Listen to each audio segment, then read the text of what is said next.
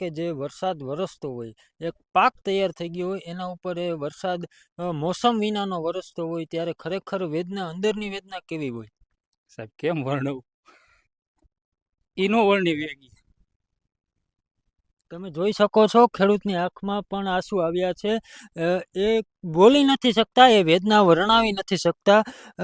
ત્યારબાદ બીજું પણ પૂછવું છે કે ખરેખર એક જ્યારે હવે પ્રસંગનું ટાણું આવે છે, લગ્નગાળો પણ નજીક ક્યાંક આવી રહ્યો છે, હવે ક્યાંક ને ક્યાંક આ બીજરૂપી ઘણા બધા સપના પણ વાવેલા હતા. ક્યાંક દીકરીઓની ફી વાવેલી હતી, ક્યાંક દીકરીઓના કરિયાવરને લઈને બીજ વાવેલા હતા કે જો પાક પાકશે તો આ વર્ષ કદાચ સારું જશે તો આ કે આ વસ્તુ લેશું, આ વસ્તુ કરાવશું.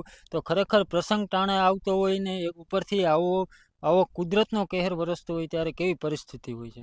અત્યારે સાહેબ જો તમને વાત કરું તો બિયારણ મોંઘા, સુપર ખાતર મોંઘા, દવાઓ મોંઘી, એમાં કોઈ બીજું જાજુ વળતર તો ખેડૂતને મળતું નથી.